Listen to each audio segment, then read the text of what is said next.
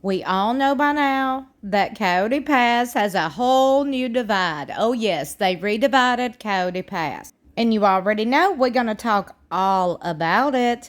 And before we do, I got to say welcome back to my channel. I don't know how you got here, but I'm so glad you're here.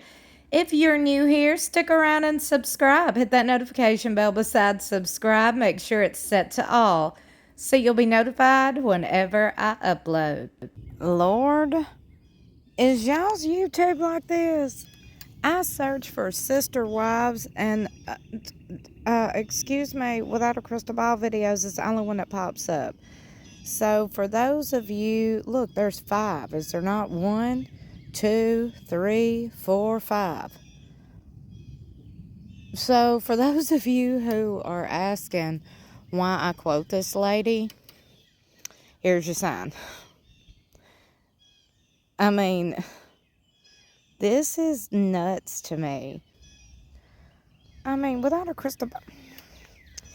Well, let's just pick one of her 25 videos she's got within the first 1 minute of me scrolling. Here's the latest.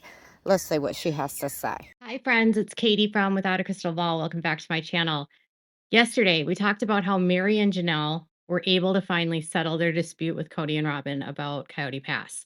And the property has now been divided, each one of them holding 25% of the total property. Cody and Robyn's shares are 50% because they're a married couple, but it's each one of them have a 25% share. Now, I stated that this was actually a really good deal for Meri and Janelle because prior to this, neither one of them were going to be walking away with it minimum of 25%, right?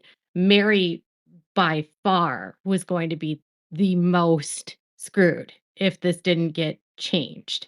And this is a good deal for them, but I noticed that Cody and Robyn did something that ultimately, I don't know if they did this intentionally. Well, I'm sure they did. I'm sure they did. But they made a decision in how they held the property.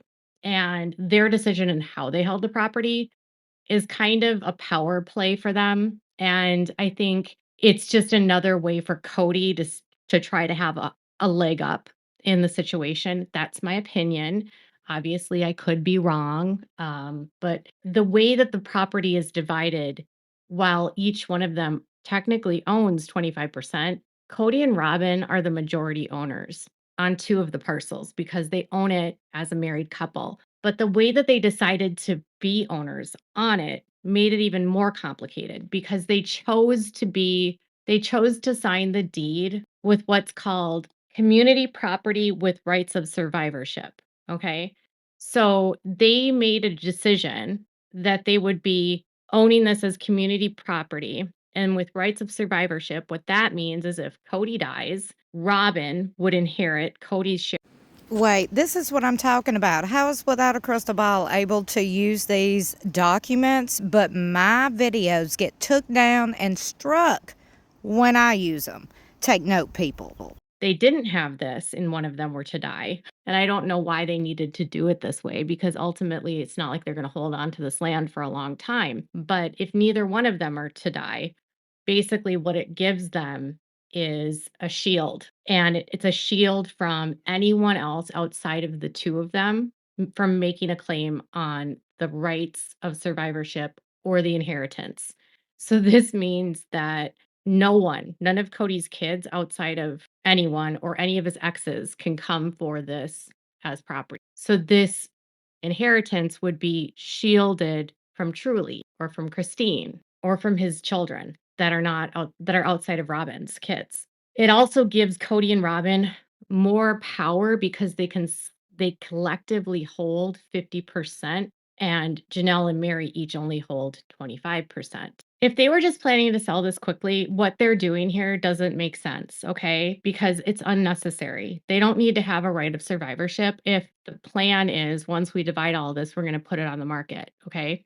What this gives Cody is more control because Cody and Robyn now have a 50% stake in this claim, okay? And so their unit is 1 vote, but it's 50%, meaning they have more say in how the price of this is set, when the goes to market, they have to negotiate and work with Cody and Robyn as a unit, and each one of them, Janelle and Meri, are independent, which they need to stick together. What I also don't like about this is that what this signals to me and to everyone is that even in the way that they're dividing this property, Cody is choosing his favorite. Okay. So he's saying that even if he dies, he doesn't want his share to be equally divided amongst the other remaining members. So theoretically, if they just were like tenants in common and they make an agreement legally that if one of the parties dies, then the remaining portion of the property can get divided among the other three owners. But in this case, and that would be have to be a document that would be drafted legally, and we don't know if that something like that exists, but it could, right? But in this case, what it's saying is that if Cody dies, Robyn gets his shares and nobody else. No one. So it's like, I'm still gonna find a way to slightly screw you in the event that something happens to me. First of all, why does YouTube remove my content when I show documents, as you see right here? But Without a Crystal Ball is literally out here showing you documents. So I'm just going to show her video showing the documents from now on since I get in trouble. But she don't get in trouble. I'm like, now ain't that some mess? Ain't that some damn mess? Without a Crystal Ball.